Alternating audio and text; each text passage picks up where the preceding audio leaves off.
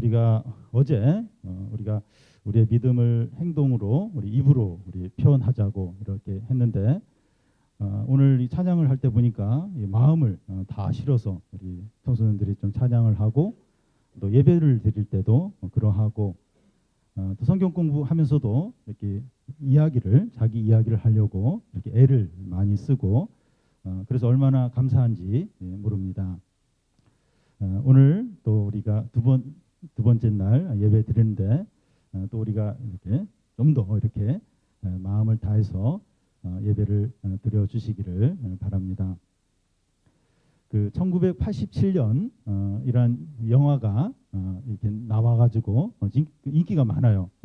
인기가 많은데 이 1987이란 영화는 서울대생 고 박종철군과 또 연세대생 이한열 군이 이렇게 죽은 그 이야기를 다룬 영화입니다. 1987년도에 이 박종철 군과 이한열 군이 이제 그 불법을 행하는 군부 독재에 항의하는 그런 데모를 했어요. 그래서 그런 가운데서 이 박종철 군은 고문당하다가 죽임을 당했고 이한열 군은 데모를 하다가 체류탄에 맞아서 죽었습니다. 그걸 영화로 다룬 게 1987년인데요. 그 택시 운전사라는 영화도 몇 개월 전에 나왔는데 1,000만 명이 넘게 많은 사람들이 봤습니다. 이 영화는 이 광주 시민들이 이 군사 독재에 이제 항의하는 그런 데모를 했는데 이 군인들이 광주 시민을 많이 죽인 그런 걸 다룬 영화입니다. 이런 일들은 30년 전에 일어났어요. 그리고 우리가 아는 사람도 없어서 참 이렇게 멀게 느껴질 수 있습니다. 그런데 이때 이렇게 죽은 사람과 가족 관계에 있든지 또 친구여서 잘 안다면 그 고통과 아픔이 현재 진행형으로 계속해서 될 겁니다. 이런 일들을 보면 참 이 세상의 이 불법과 또 이 고통과 아픔이 또 죄악이 많구나 이런 생각을 하게 됩니다. 요즘 우리가 사는 세상도 마찬가지입니다. 이 세상에 이 불행과 고통과 아픔이 가득한 이유가 뭡니까? 뭐 법을 잘못 만들거나 또 복지제도를 잘못 이렇게 하거나 또 정치인을 잘못 뽑았거나 이런 게 진정한 원인이 아니라 사람들이 하나님을 떠나서 죄 가운데 살기 때문입니다. 이것을 증거할 수 있는 예를 들면 이 정치나 경제나 이 복지가 잘 돼 있는 그런 나라 사람들 가운데서도 이 이혼율과 자살률이 높다는 겁니다. 여러분 스웨덴이나 스위스 같은 나라는 우리나라보다 이 국민소득이 2배, 3배가 돼요. 그리고 이 복지제도가 얼마나 잘 되는지 몰라요. 그런데 이혼율이 그렇게 높아요. 자살률도 아주 높습니다. 그러니까 이런 이 부족함이 없는 우리나라보다 훨씬 조건이 좋은 사람들도 행복하지 않은 겁니다.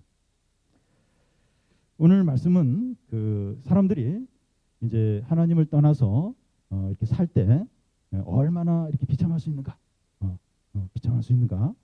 하는 걸 보여주고 이런 비참한 가운데서 어떻게 하면 진정으로 행복할 수 있는가 하는 것을 말씀합니다.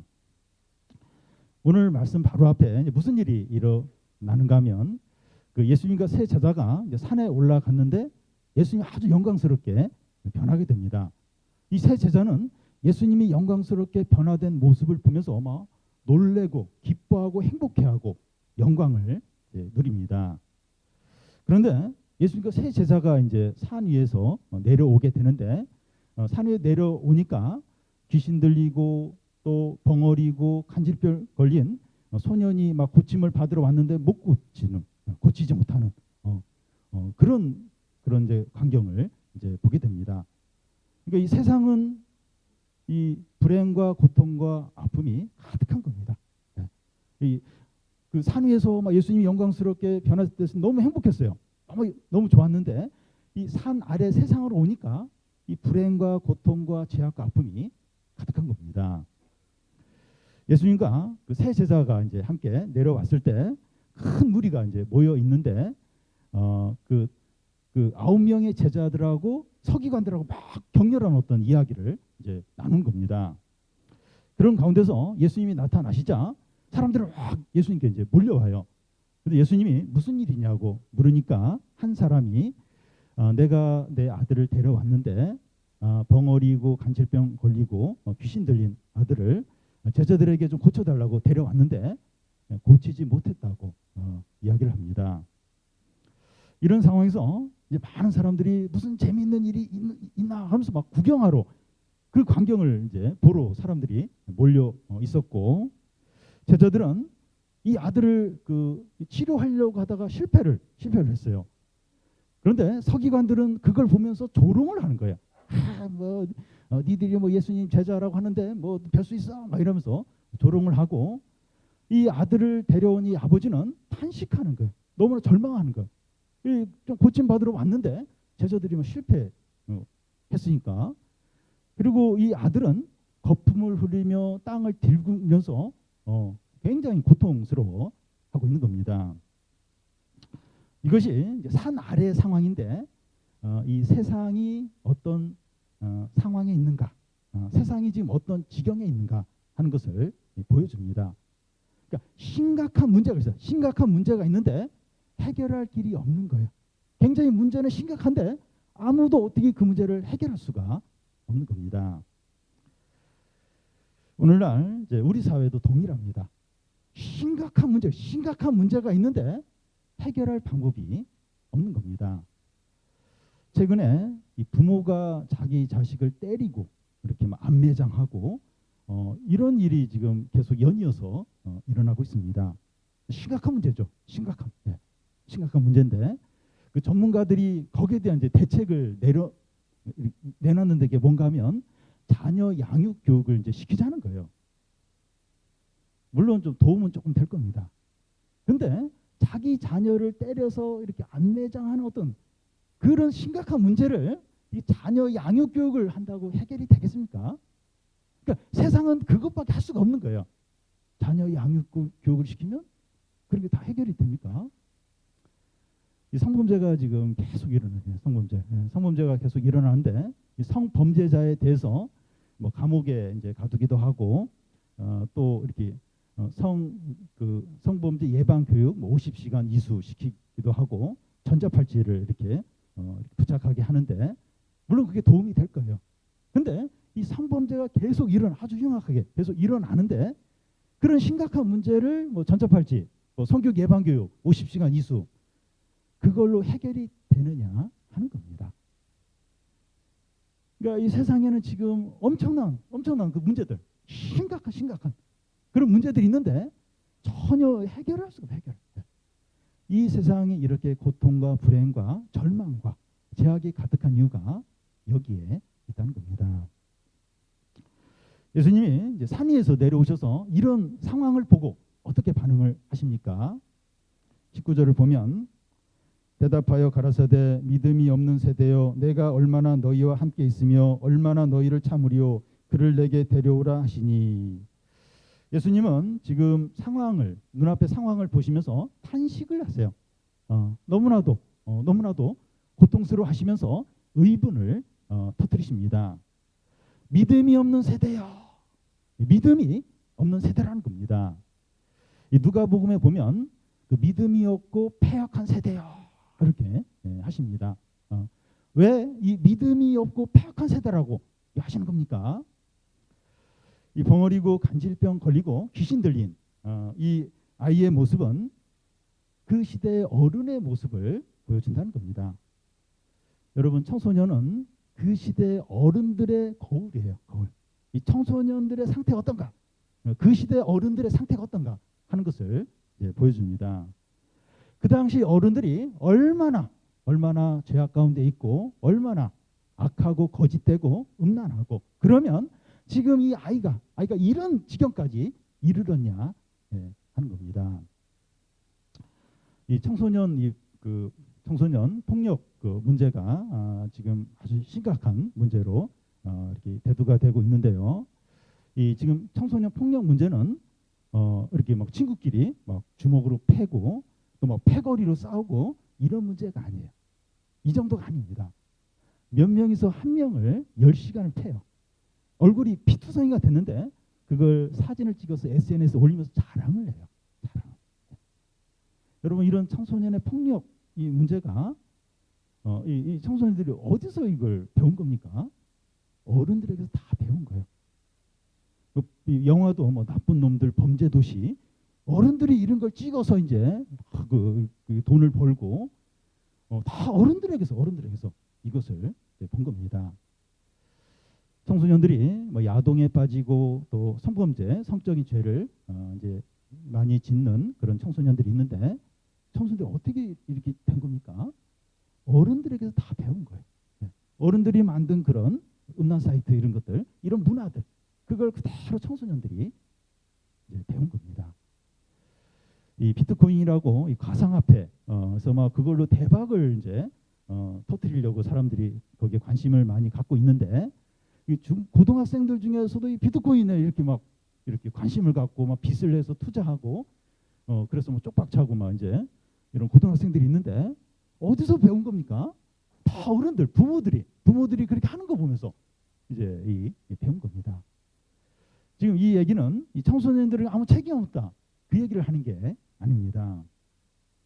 어른들의 탐욕과 불법과 죄악을 청소년들이 그대로 영향을 받고 그대로 따라서 하고 있다는 겁니다. 그래서 이 세대가 믿음이 없고 폐역한 세대라는 거예요. 이 폐역한 청소년들이 이 지경에 있는 건 어른들이 얼마나 이 죄를 짓고 얼마나 타락하고 얼마나 교만하고 얼마나 음란하면 이 청소년들이 그런 영향을 받아서 이렇게 됐느냐 하는 겁니다. 그런데 이 청소년 가운데서도 이 마음이 망가진 그런 청소년들이 많이 있습니다. 벙어리고 또 간질병 걸리고 이 기모거리 이 소년처럼 마음과 영혼이 완전히 망가지고 병들고 또 삐뚤어진 그런 청소년들이 많이 있습니다. 작년에 그 샤이니의 종현 씨가 이제 유서를 남기고 자살을 했는데 그 유서에 보면 내 속이 다 망가졌다는 거예요. 내가 우울증에 완전히 삼켰다고 그런 것을 남겼습니다. 이 사인이 종현 씨, 이 사람은 이 얼굴도 뭐 잘생겼고 그리고 노래도 잘했어요. 근데 그 정도가 아니라 이 작곡을 직접 하는 아주 능력 있는 그런 사람이었습니다. 또 라디오 MC로도 이제 활동할 정도로 아주 인정을 받았고 이 국내뿐만 아니라 해외에서도 그 팬들이 많이 있는 아주 괜찮은 그냥 노래만 좀 하는 정도가 아니라 아주 실력 있는 아주 능력이 유능한 그런 사람이었습니다. 그런데 자기 속이 다 망가졌다는 거예요. 우울증으로 내가 지금 죽겠다는 거예요. 우울증이 완전히 자신이 삼켰다고 하는 겁니다. 이와 같이 겉은 멀쩡해 보이지만 마음이 완전히 망가지고 삐뚤어져 있고 병들어 있는 그런 청소년들이 많다는 겁니다. 얼굴이 예뻐요. 또 잘생겼고 또 머리도 좋고 또 집에 돈도 있어요. 그리고 부모님도 괜찮은 분이에요. 아주 좋은 그런 분들인데 청소년 자신은 전혀 행복하지 않은 겁니다. 분노에 꽉 차 있어요. 분노에 꽉 차 있고 그리고 기쁨이 없어요. 기쁨도 없고 무기력함 가운데 있고 그 죄책감에 시달리고 아주 두려움 가운데 빠져 있고 그러니까 이 속은 엉망인 거예요. 그 부모님이 이제 이렇게 옳은 이야기를 하는데도 부모님 이야기 안 들어요. 안 듣고 분명히 뭐 나쁜 걸 이야기하는데도 부모님 이야기는 무조건 대어드는 거예요. 안 듣고 이게 핸드폰 그만하라 하면 달려드는 거예요. 왜? 난 조금밖에 안 했는데. 그래서 그 뭔가 이제 이렇게 뭔가 옳은 얘기를 하면 무조건 이제 대어드는 겁니다. 어른에 대해서 어른이 무슨 얘기를 하든지 무조건 싫은 거예요. 무조건 대어들려고 이제 하는 겁니다. 그러니까 속이 이게 비뚤어진 거예요. 무엇보다도 이 하나님의 말씀과 하나님의 뜻에 대해서 적대적입니다. 하나님 말씀이 참되죠. 그리고 우리를 사랑하는 말이고 구원하는 말인데 하나님의 말씀으로 이거 하지 마라, 이거 하라, 무조건 싫은 거예요.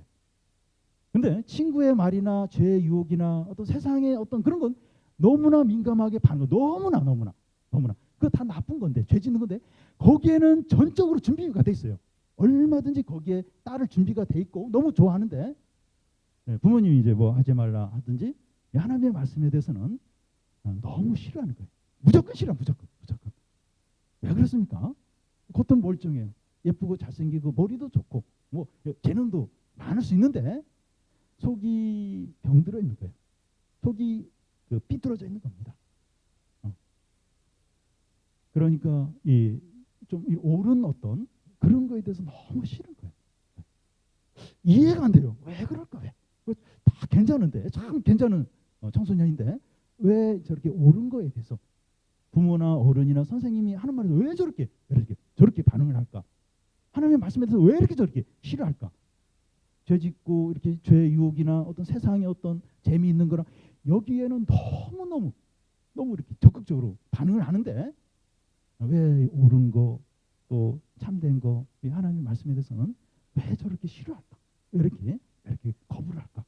그러니까 속이 망가져 있는 거예요. 속이 삐뚤어져 있는 거예요. 속이 병들어 있기 때문입니다. 예수님께서 이 믿음이 없는 세대요 하는 이유 중에 다른 하나는 이 제자들과 서기관들에게서 믿음을 찾아볼 수 없었기 때문입니다. 제자들이 이제 이 아버지의 아들을 이제 고치려고 했는데 실패를 했는데 그 이유는 과거에 자신들이 귀신 쫓아냈던 경험, 자신의 능력을 의지했기 때문입니다. 그런 상황에서 이 서기관들은 안타깝게 여기고 좀 고쳐서 좀 이렇게 애를 좀 치료해야 되지 않겠나 이런 생각을 하는 게 아니라 비웃어요. 조롱합니다. 그래 니들이 뭘 할 수 뭐 그러면서 옆에서 비웃고 있는 겁니다. 그러니까 하나님을 알만한 이런 제자들이나 이 서기관들이 전혀 믿음을 보이지 않는 겁니다. 예수님은 내가 얼마나 너희와 함께 있으며 얼마나 너희를 참으리요 하는 겁니다. 예수님은 사람들의 불신앙과 죄악과 욕심에 대해서 더 이상 견딜 수가 없다는 거예요. 더 이상 참을 수 없다는 겁니다. 예수님이 참을성이 너무 없어서 그러신 것이 아니라 사람들에게서 믿음을 너무 찾기 어려워서 지금 너무나도 힘들어 하시는 겁니다. 심각한 문제가 있는데 믿음으로 반응한 사람이 아무도 없어요. 그러니까 뭐 믿지 않는 사람이야 뭐 어쩔 수 없다고 하지만 믿는 사람들 가운데서 좀 심각한 문제가 있는 심각한. 그런데 아무도 믿음으로 반응을 하지 않는 겁니다. 뭐 믿지 않는 사람은 어쩔 수 없어요. 근데 예수님을 믿는 우리들 안에 믿음이 있느냐 하는 겁니다. 우리가 죄와 욕심과 이게 하나님이 싫어하는 거에 대해서 이렇게 믿음으로 거부하느냐 하는 거예요. 우리가 세상을 사는데 우리에게 믿음이 있느냐 하는 겁니다. 나에게 진짜 믿음이 있냐? 나에게 진짜 믿음이 있냐? 주님이 내가 너희들에게서 믿음을 좀 보려고 하는데 믿음을 찾을 수 없다는 거예요. 지금 믿음으로 좀 살고 있느냐? 우리가 지금 믿음으로 살고 있느냐 하는 겁니다. 주님은 우리를 보시면서 얼마나 너희를 참겠느냐. 주님이 더 이상 참지 못하면 어떻게 하십니까? 벌을 내리시는 거예요. 심판을 내리시고 우리에게 있는 것 싹 가져가시는 겁니다. 여러분, 주님은 종이 호랑이가 아니에요. 그냥 뭐 소리만 팡팡 치고 그러면서 아무것도 없어요. 소리만 막 뭐라고 막 경고만 하고 막 아무것도 없고 그런 분이 아니에요. 종이 호랑이가 아니고 이렇게 말씀하면 반드시 이루어집니다. 여러분, 이 하늘과 이 별들과 이런 건 다 사라진다 할지라도 하나님의 말씀 한 말씀도 사라지지 않고 반드시 이루어집니다. 여러분, 이 믿음의 작은 행위를 보여라, 작은 행동을 하라. 계속 그걸 말씀하시면서 기다려요, 주님이. 근데 그런 믿음의 행동이 계속 없을 때, 전혀 나타나지 않을 때 치십니다. 쳐서 불 속에 던져 넣으십니다. 끝까지 영원히 계속 참으시는 게 아니에요. 그러니까 어느 때까지만 참으세요. 믿음을 보시기 위해서 기다리세요. 근데 계속해서 이렇게 믿음이 보이지 않으면 쉬십니다. 불 속에 던져넣어요. 우리에게 있는 거 싹 가져와요. 여러분, 내가 막 기분이 굉장히 좋아요. 막 행복하고 좋은데 누가 어떤 이렇게 내가 싫어하는 어떤 이야기를 한다든지 내가 이렇게 중요하게 여기는 거기에 딱 하나 작은 문제만 생겨도 기쁨이 싹 사라져 버립니다. 주님은 얼마든지 우리를 불행하게 만들 수도 있고 기분이 완전히 잡치게 만들 수도 있고 굉장히 고통스럽게 할 수도 있어요. 불안불안하게 만들 수 있어요. 그러니까 조금만 틀으면 내가 중요하게 여기는 거 조금만 이렇게 만지면 우리는 기쁨이 싹 사라져요. 두려움 가운데 빠지게 됩니다. 주님은 얼마든지 그것뿐만 아니라 싹 가져가실 수 있어요. 우리를 내동댕이 치실 수도 있습니다. 근데 그렇게 안 하는 거예요. 기다리시면 계속 내가 너희들에게 얼마나 참겠느냐 하면서 기다리세요. 여기까지 인내를 하십니다. 주님이 우리를 치시기 전에 이렇게 우리에게 벌을 주시기 전에 싹 가져가시기 전에 그러기 전에 믿음을 회복을 해야 됩니다. 믿음을 나타내야 돼요. 그러면 또 하나님이 또 이렇게 기다리세요. 또 기다리시면서 참으시고 또 복을 주시죠. 예수님은 그 소년을 데려오라고 하십니다. 아버지가 그의 아들을 예수님께 데리고 오자 그 귀신이 막 이 아이를 충동질해서 거꾸러지고 거품을 흘리고 막 바닥을 막 뒹굴게 그렇게 합니다. 그 간질병 걸려서 이렇게 걸린 사람이 이렇게 발작하는 걸 이렇게 보면 이 손과 발이 막 오그라듭니다. 오그라들고 눈에 흰자가 보이면서 입에서 거품이 막 이렇게 내게 됩니다. 그러면서 자기도 모르게 혀를 깨물게 돼요. 그래서 혀를 깨물지 않도록 입에 제가를 해야 됩니다. 그러니까 손수건 같은 것으로 입을 이렇게 딱 묶어가지고 혀를 깨물지 않도록 이렇게 해야 됩니다. 참 그 광경을 보면 무서워요. 무섭고 참 마음이 아프고 이렇게 안타까운 마음이 들게 됩니다. 그런데 이 아들이 어렸을 때부터 이 귀신이 이렇게 충동질을 했다는 거예요. 그러면서 물과 불을 보면 거기 뛰어들도록 하는 겁니다.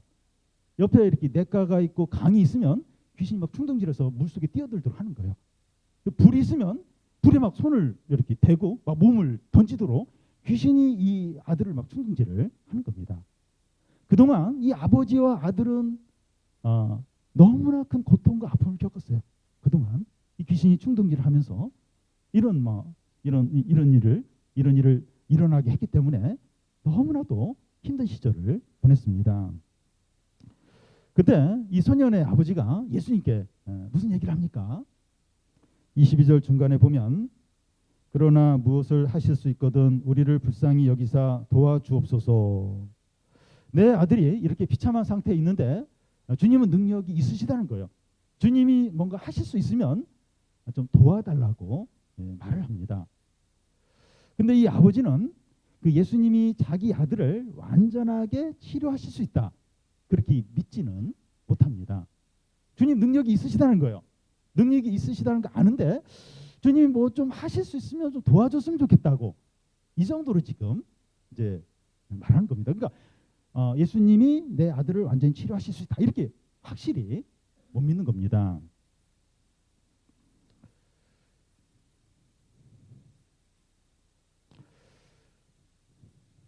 여러분, 우리도 이제 어떤 어려움 때문에 이제 하나님께 이제 기도할 수 있습니다.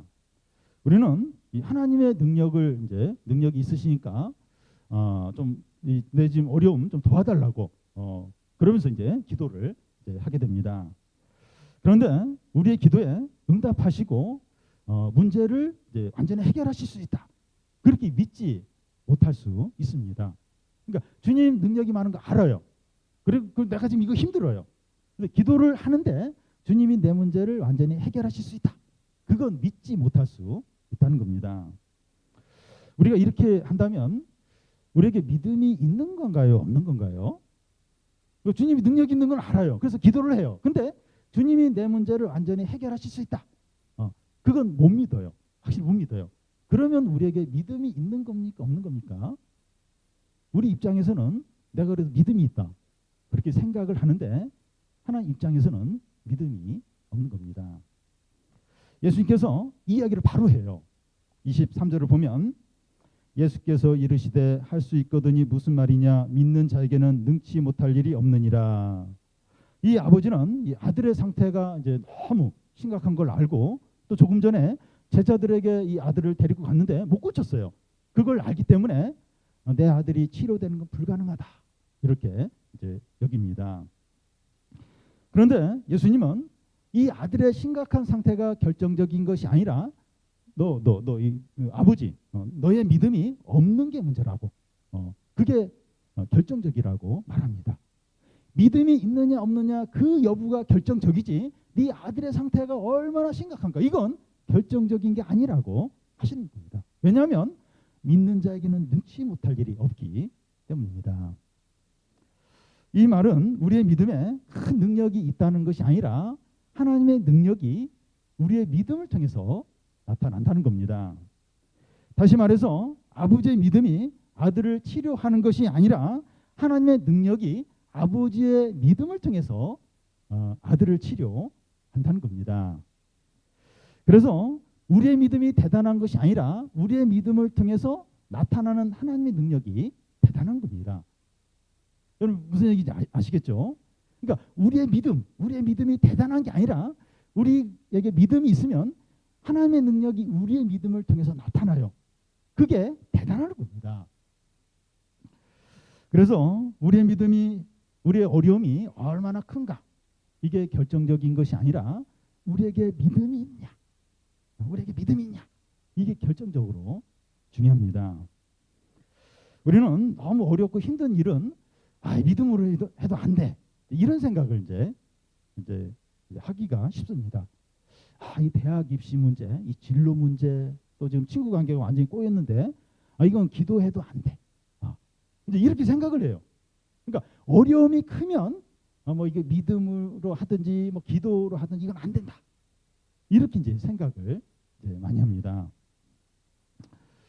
이 소년의 이 아버지가 예수님의 이 말씀을 듣고 어떻게 합니까? 24절을 보면 곧 아이의 아비가 소리질러 가로되 내가 믿나이다 나의 믿음 없는 것을 도와주소서. 이 아버지가 이 모순되게 보이는 말씀을 해요. 내가 믿나이다 나의 믿음 없는 것을 도와주소서 이렇게 이야기합니다. 이게 무슨 말인가 하면 나는 믿고 싶다는 거예요. 근데 안 믿어진다는 거예요. 도와달라는 겁니다. 나 진짜 믿고 싶습니다. 근데 안 믿어져요. 도와주세요. 믿을 수 있게 도와주세요 하는 겁니다. 여러분 우리가 하나님을 믿는 믿음은 자기 신념이나 자기 확신이나 어떤 감정적인 기분 믿는 것 같은 기분이 들어 어떤 감정적인 그런 것도 아니고 나는 믿는다 그래서 자기 세뇌 안 믿어지는데 믿는다 계속 반복 믿어진다 이런 자기 세뇌 이런 게 아닙니다. 믿음은 은혜로 주어지는 겁니다. 하나님이 주시는 겁니다. 그래서 이 아버지는 내가 믿나이다 믿음 없는 것을 도와주세요 하고 있는 겁니다. 믿음을 선물로 나에게 달라는 거예요. 믿고 싶은데 안 믿어진다는 거예요. 도와달라는 거예요. 이 믿음을 선물로 달라 은혜로 나에게 달라고 요청을 하고 있는 겁니다. 우리에게 이런 자세가 얼마나 필요한지 몰라요. 우리는 예수님을 믿고 싶고 하나님의 말씀을 믿고 싶은데 안 믿어지는 거예요. 누구는 막 이렇게 울면서 기도하고 막 이렇게 말씀드리면서 이렇게 은혜를 받고 또 막 그거 가지고 적용하는데 나는 무슨 얘기인지 모르겠고 그리고 안 들리고 그래서 이렇게 예수님 믿고 싶고 하나님의 말씀 믿고 싶은데 안 믿어지는 겁니다. 이 캠프에 온 것도 그 예수님을 믿고 또 하나님 말씀 믿으려고 은혜 받으려고 여기 왔죠. 여기 온 겁니다. 우리는 어떻게 해야 됩니까? 어떻게 해야 돼요? 주님, 저는 예수님과 하나님 말씀을 믿고 싶습니다. 안 믿어져요. 안 믿어집니다. 그래서 자꾸 졸음이 옵니다. 졸음이. 우리 딴 생각이 자꾸 듭니다. 주님 도와주세요. 도와주셔서 예수님을 믿을 수 있도록 하나님을 믿을 수 있도록 도와주세요. 이렇게 기도를 하는 겁니다. 또 어떤 친구는 그 믿음이 약해졌어요. 전에는 믿음이 좋았는데 지금 믿음이 없어요. 믿음이 너무 약해져 버렸어요. 불신자처럼 되어버렸어요. 그러면 주님, 제 믿음이 너무 약해졌어요. 믿음이 그냥 다 떠내려갔습니다. 다시 옛날처럼 뜨거운 믿음 주시고 강한 믿음 주세요. 살아있는 믿음 주세요. 그렇게 하나님께 간구하는, 도와달라고 하는 겁니다. 여러분, 우리는 이 아버지처럼 정직할 필요가 있어요. 정직하게 정직할 필요가 있습니다. 믿음이 없으면 없다고 솔직하게 인정을 하는 거예요. 믿음이 없으면 없다고, 믿음이 약하면 약하다고 솔직하게 인정을 하는 겁니다.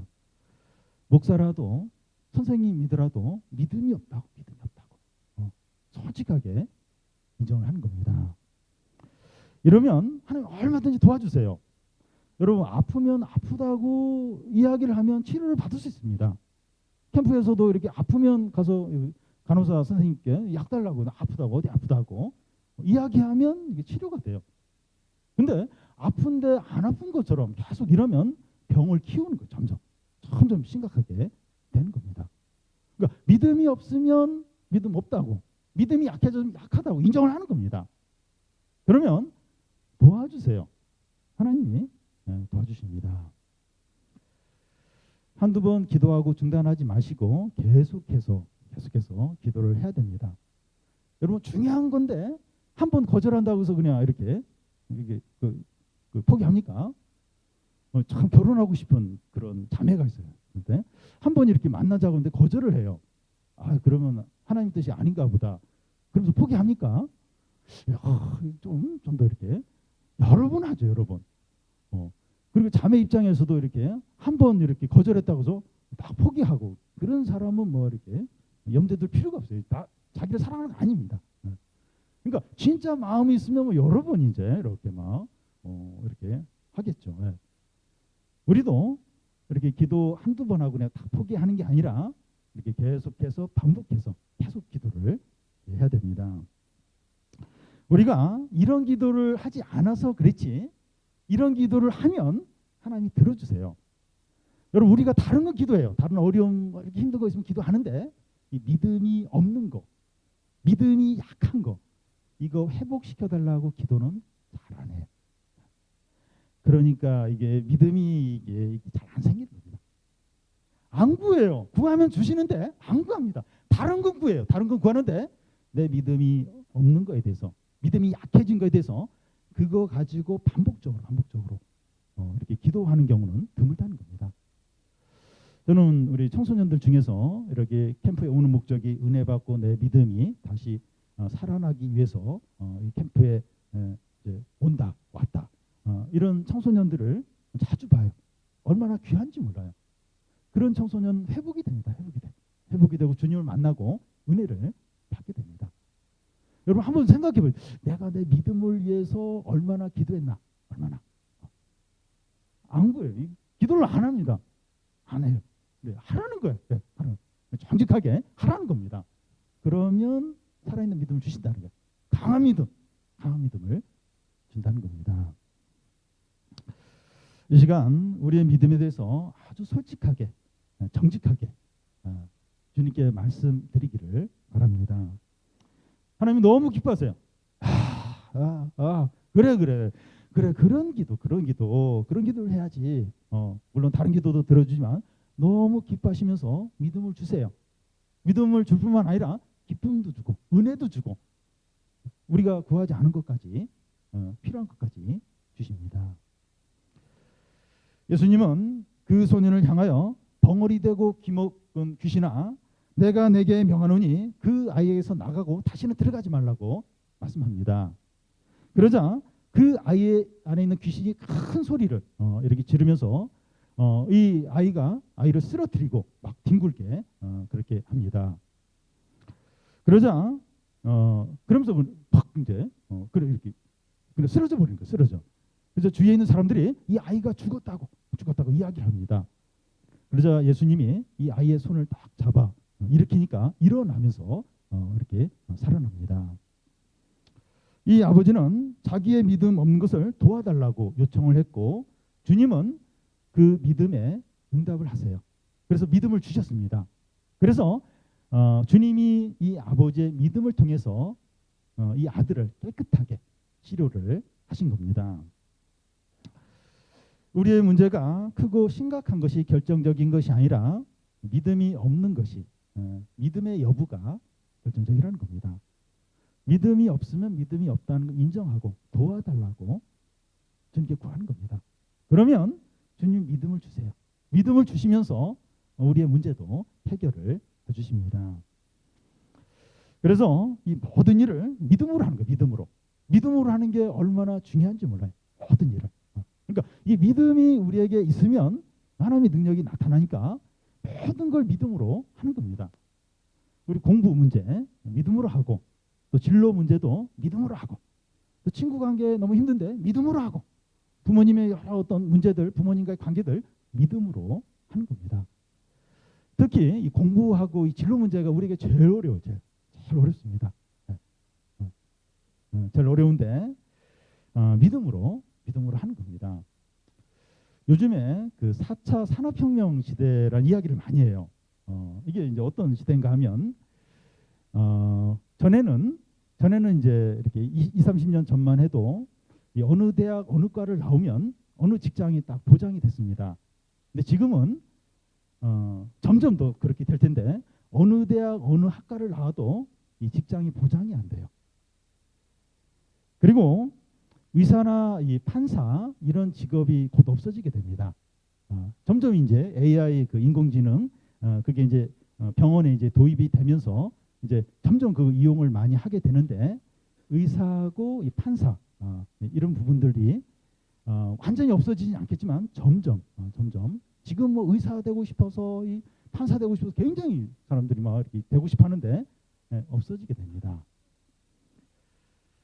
이 책을 많이 읽은 사람보다도 이 게임을 잘하는 사람이 그 직장을 얻을 또 취업을 할 가능성이 더 많다는 겁니다. 이건 보편적인 이야기가 아니라 한 부분에서 이제 그렇다는 거예요. 점점 뭐 그런 시대로 이제 가게 된다는 겁니다. 이 학교 성적이 나쁘고 또 이렇게 좋은 대학 이렇게 가지 못했다고 해서 너무 이렇게 낙심할 필요가 없습니다. 어떤 그 컨설팅 그 회사에서 이제 조사를 했는데 그 명문대생하고 비명문대생이 졸업하고 나서 10년 후에 그 연봉을 비교를 해 보니까 한 500만 원밖에 차이가 안 난다는 거예요. 그러니까 명문대생의 그 출신 연봉이 5천만 원이라면 5,500만 원이라면 이 명문대 출신의 연봉은 한 5천만 원 정도 되는 거예요. 500 정도면 그렇게 큰 차이가 아니에요. 그러니까 비명문대라고 해서 다 이렇게 뭐 실패하고 그게 아니라 나름대로 사업해서 성공하거든. 그래서 이제 돈을 많이 버는 성공한 사람들이 많이 있다는 겁니다. 우리 생각하고는 실제적으로 많이 다르다는 겁니다. 믿음으로 이 최선을 다하면 얼마든지 놀라운 일이 일어난다는 겁니다. 뭐 이렇게 머리 좋은 사람은 계속 믿음으로 공부하는 거예요. 자신의 머리나 어떤 뭐 학교 성적이나 그 의지하지 않고 믿음으로 계속하면 놀라운 일이 일어나고 또 뭐 이렇게 의지할 게 없는 거예요. 의지할 게 없고 또 뭐 이렇게 자랑할 것도 없고 이런 사람은 믿음으로 최선을 다해 최선. 그러면 놀라운 일이 일어나요. 놀라운 일. 그래서 모든 부분에 있어서 믿음으로 하시죠. 믿음으로. 그러면 하나님의 능력이 나요. 능치 못할 일이 없느니라. 능치 못할 일이 없다는 겁니다. 이런 일이 일어나고 나서 그 예수님과 제자들이 집 안에 들어갔는데 제자들이 조용히 예수님께 와서 질문합니다. 예수님, 우리는 왜 이 귀신을 쫓아내지 못했습니까? 그러자 예수님이 이런 유는 기도 외에는 나가지 않는다고 그렇게 하십니다. 마태복음에 보면 믿음이 적기 때문이라고 하십니다. 예수님은 이런 일은 기도 외에 이제 그 불가능하다 이 얘기를 하셨는데 그럼 제자들이 기도 안 한 겁니까? 기도했죠. 기도했습니다. 근데 이 귀신 들린 아이를 치료하지 못한 이유는 과거에 그 귀신 쫓아낸 경험이 있어요. 예수님이 둘씩 제자로 이제 파송했을 때 그 경험을 의지했고 자기의 능력을 의지했기 때문입니다. 그래서 기도했냐 안 했냐 이거보다 더 중요한 게 뭔가 하면 기도하면서 뭘 의지했나, 뭘 의지하면서 기도했나. 그러니까 기도하면서 내가 과거에 잘한 것들, 내가 남들보다 머리가 좋은 것들, 그런 걸 막 의지하며 이렇게 스스로 만족하면서 기도한다면 자기를 의지하는 거죠, 자기를. 근데 그걸 의지하는 게 아니라 이제 하나님의 능력을 의지하면서 기도를 하는 것이 중요하다는 겁니다. 우리 중에 뭐 공부도 잘하고 또 외모도 좋고 집안에 이 돈도 많고 또 친구들도 많고 성경 지식이 많은 청소년이라면 자기의 이런 것들 의지하지 않고 오직 하나님의 능력만 의지하시기를 바랍니다. 근데 이런 것들을 자꾸 의지하고 자랑하게 되면 별 볼 일 없고 실패한 삶을 살게 됩니다. 아니 내 좋은 머리, 내 학벌, 우리 집에 돈 많은 거 이거 의지해서 이렇게 살면 되는 거 아닌가? 근데 이런 것들은 고갈이 돼요. 고갈이 되고 그리고 이게 뭐 돈을 의지했고 자신의 학벌을 의지했고 그랬는데 변수가 생길 수 있습니다. 이게 진짜 큰 어려움이 닥치면 아무런 도움이 안 될 수 있어요. 여러분 돈을 의지했는데 돈이 어느 날 사라질 수 있어요. 그러면 그 사람은 이제 이렇게 함께 이제 무너지는 거예요. 그러니까 왜 이렇게 눈에 보이는 걸 의지하면서 살면 안 되는가? 그러면 왜 이렇게 비참하게 되는가? 그것과 함께 이제 무너지는 겁니다. 근데 이제 그런 게 있다 할지라도 이제 하나님의 능력만 의지하면 굉장히 참 멋있는 더 놀라운 삶을, 머리도 좋고 가진 것도 많은데 믿음으로 살아요. 그러면 그 사람은 더 놀라운 일을 참 그런 삶을 살게 되는 겁니다. 반면에 뭐 머리도 안 좋고 또 외모도 그렇고 친구도 별로 없고 집에 돈도 없고 그래서 이제 막 나는 의지할 게 없고 하나님의 능력만 의지하겠다 이러면 진짜 놀라운 일이 납니다. 놀라운 일이. 네. 나도 놀래고 부모님도 놀래고 친구들도 놀라는 그런 일이 일어나요. 이렇게 됐으면 좋겠다. 근데 이게 가능할까? 나는 지금 할 수 있는 능력도 없고 상황도 그렇고. 근데 그런 일이 실제로 일어나요. 실은. 네. 우리 재열 선생님들 여기 계시는데 이 대학 입시하면서 많은 참 이렇게 고백들이 있습니다. 고백들이.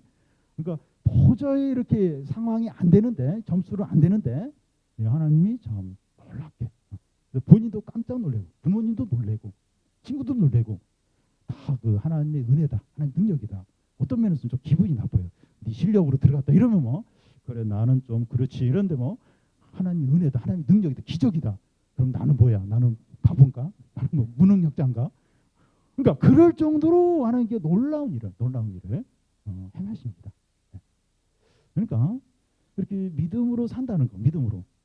그러니까 참 머리 좋고 참 재능 많고, 근데 이걸 의지하지 않는 게 얼마나 힘든지 몰라요. 자꾸 자랑하고 싶어요. 자꾸 그게 생각이 나요. 근데 이거 아무것도 아니야. 이거 아무것도 아니야. 이거 아무것도 아니야. 하나님의 능력 의지하지. 그런 사람은 더 놀라, 더. 그렇게 어떤 면에서 좀 더 높은 단계에서 더 좀 놀라운 일을 경험을 하게 되죠. 왜냐하면 겸손하기 어려운데 더 겸손하니까. 근데 진짜 아무것도 없는데 내가 믿음으로 살겠다. 내가 기도하면서 모든 걸 하겠다. 깜짝 놀래. 그렇게 했으면 좋겠는데 그건 불가능할 건데 불가능한 일이 일어납니다. 그게 가능한 이유가 무슨 요행이 아니라 믿는 자에게는 능치 못할 일이 없기 때문에 그래요. 나는 그냥 믿은 건데 기도한 건데 그러면서 최선을 다했는데 훨씬 놀라운 그런 일들이 우리에게 일어난다는 겁니다. 여러분 이건 요행이 아니에요. 요행을 바라는 게 아닙니다. 요행은 아무것도 하지 않으면서 그냥 이렇게 비트코인 같은 데 투자한다든지 뭐 이런 게 이제 요행을 바라는 거지. 우리는 이제 믿음으로 하면 하나님이 선물을 주세요. 그리고 기적을 일으켜 주시고 은혜를 베풀어 주십니다. 여러분 솔직히 우리는 그걸로 사는 그런 거예요. 네. 여러분 우리가 지금 다 공부 잘하고 싶고 대학 가고 싶은데 우리가 이렇게 캠프에 오고 그리고 여러분들이 이렇게 학원을 이렇게 3박 4일 빠지고 온다는 게 대단한 겁니다. 대단해. 예, 학원 선생님 이거 알면 너 대학 포기했니? 너 공부 포기했니? 그렇게 물어봐요. 이게 이 3일을 4일을 빠지고 나면 진도 따라하는 게 얼마나 어려운지 몰라요. 여러분들 여기 와서 뭐 이렇게 와서 뭐 내가 믿음으로 새로운 그런 결심 안 했다 할지라도 이 캠프 온 자체가 대단한. 여러분 부모님도 대단하고 여러분도 대단한 겁니다. 굉장히 마이너스예요, 마이너스. 우리는 계속해서 이렇게 마이너스 상태, 뒤처진 가운데서 경쟁을 해야 돼요. 주일날 월요일이 시험이에요. 근데 주일날 와서 그 예배드리고 모임을 하잖아요. 다른 친구들은 다 지금 막 학원에 가서 공부하는데 벌써 이렇게 손해를 보면서 출발해요. 우리는 인생에서 계속 그래요. 취직해도 그렇고 사업할 때도 그랬고 남들은 불법과 거짓말과 뇌물과 아부와 다 쓰는데 우리는 그거 못하면서 이제 사업을 하고 취직을 해야 되는 겁니다. 하나님의 능력이 함께하지 않으면 생존이 불가능해요. 불가능하고 그 도태되지 않을 수가 없어요. 같이 따라갈 수가 없어요. 대학을 들어갈 수가 없고 취직을 할 수가 없고 사업을 할 수가 없고 결혼을 할 수가 없습니다. 우리는 이제 믿음으로 최선을 다해 믿음을 최선을 다하면 믿는 자에게 능치 못할 일이 없다는 겁니다. 기적. 주위 사람들도 깜짝 놀래요. 나 하나님 안 믿는데 너 보니까 하나님 있는가 보다. 나도 기회 되면 교회 가겠다. 하나님 믿어보겠다. 이런 얘기를. 그래서 믿는 청소년인데 믿음이 없다. 굉장히 비참한 거예요. 시간은 시간대로 이렇게 손해 보고 하나님의 능력도 안 나타나고 완전히 쫄딱 망하는 거죠. 근데 이렇게 캠프도 오고 교회도 오고 우리가 신앙생활을 한다면 믿음을 가지고 믿음 없으면 도와달라고 믿음 없습니다. 도와주십시오. 구하는 거죠. 그러면 너 믿음 없어? 그래 믿음 줄게. 믿음이 약해져서 그래 믿음 다시 살아있는 믿음 줄게. 그렇게 하나님이 하십니다. 오늘 말씀이 이제 결론적으로 무엇을 말합니까? 이 세상에 불행과 고통과 죄악과 절망이 가득한 이유는 다른데 이제 원인이 있는 것이 아니라 믿음이 없는 세대이기 때문이라는 거예요. 어른도 믿음도 없고 또 청소년도 믿음이 없고 모든 사람들이 믿음이 없다는 거예요. 반대로 진짜 이 세상이 행복하고 복되고 그리고 의미가 있고 참 이렇게 그 좋은 곳이 되려면 믿음이 있는 세대가 되는 겁니다. 어른들도 믿음을 갖고 청소년도 믿음을 갖고 그러면 참 행복한 복된 이렇게 불행이 행복으로 바뀌고 참 기쁨이 가득한 그런 세상이 된다는 겁니다. 어떤 믿음입니까? 예수님은 하나님의 아들이시고 구원자다. 예수님이 나의 죄를 위해서 십자가에 죽으시고 부활하셨는데 그 예수님을 믿으면 나의 모든 죄가 용서가 되고 영생을 얻게 되고 하나님의 자녀가 되고 하나님 나라를 얻는다는 믿음입니다. 예수님을 믿는 자는 새 사람이 돼요. 새로운 삶을 살게 됩니다. 내 안에 내가 사는 것은 나를 위해서 사는 것이 아니라 나를 위해서 죽으신 주님이 내 안에 사는 것이다. 이렇게 고백을 하고 그렇게 사는 겁니다. 이제는 모든 일을 하나님의 영광을 위해서 하는 겁니다. 우리가 예수님을 믿을 때 이런 자가 돼요. 그리고 이런 삶을 살게 됩니다. 우리는 예수님과 이런 일이 믿어지지 않을 수가 있어요. 예수님도 안 믿어지고 예수님이 나를 위해서 죽으시고 내가 예수님 믿을 때 모든 죄가 용서가 되고 영생을 얻게 되고 하나님의 자녀가 되고 하나님 나라를 누리게 되고 이게 안 믿어질 수 있습니다. 그럴 때 예수님께 안 믿어진다고 도와달라고 나 예수님 믿고 싶고 새로워지고 싶고 변화되고 싶고 참 이렇게 믿음의 삶으로 그렇게 살고 싶은데 도와달라고 구하는 겁니다. 여러분 솔직하게 우리 선생님들 중에서도 예수님을 잘 믿지 못하는 그런 분이 있을 수 있어요. 솔직하게 저 선생님이지만 믿음이 없습니다. 솔직하게 고백을 인정을 하는 겁니다. 우리 청소년들 나 믿음 없어 예수님 안 믿고 있습니다. 도와주세요. 도와주십시오. 그러면 도와주십니다. 우리가 잠시 후에 기도하겠는데 우리 믿음에 대해서 솔직하게 기도하시기를 바랍니다. 그래서 믿음이 없는 사람은 믿음이 생기고 믿음이 약해진 사람은 다 믿음이 다시 강해지기를 바랍니다. 특히 이 벙어리 되고 또 간질병 걸리고 이 귀신 들린 이 소년이 우리의 모습일 수 있습니다. 겉은 참 괜찮아요. 아무 문제 없어 보이고 멋있고 참 괜찮은. 근데 우리 마음은 삐뚤어져 있어요. 병들었습니다.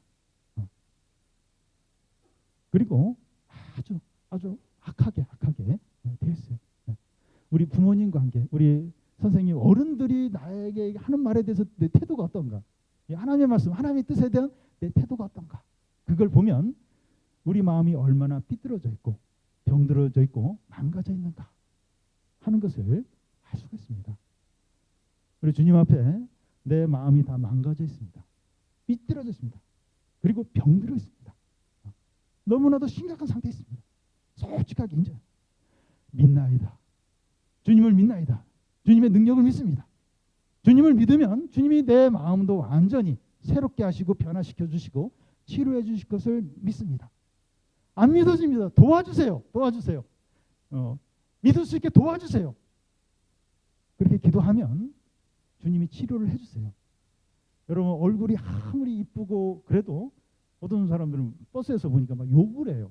좀 예쁜 참 여학생들이 입에서 그렇게 막 사발면 너 무슨 놈 막 쌍욕이 막 이쁜데 남학생들도 너무 잘생겼는데 그렇게 왜냐하면 마음이 망가져서 삐뚤어져 병들어서 그렇습니다. 머리는 좋은데 재능은 많은데 마음이 병들어 가지고 너무나 불행한 사람들이 많습니다. 죄와 욕심과 또 어떤 거짓된 이런 걸로 이 마음과 영혼이 완전히 병들어버려요. 완전히. 그래서 이 선하고 하나님의 뜻과 하나님의 말씀과 옳은 거에 대해서는 그렇게 싫어하는 거예요.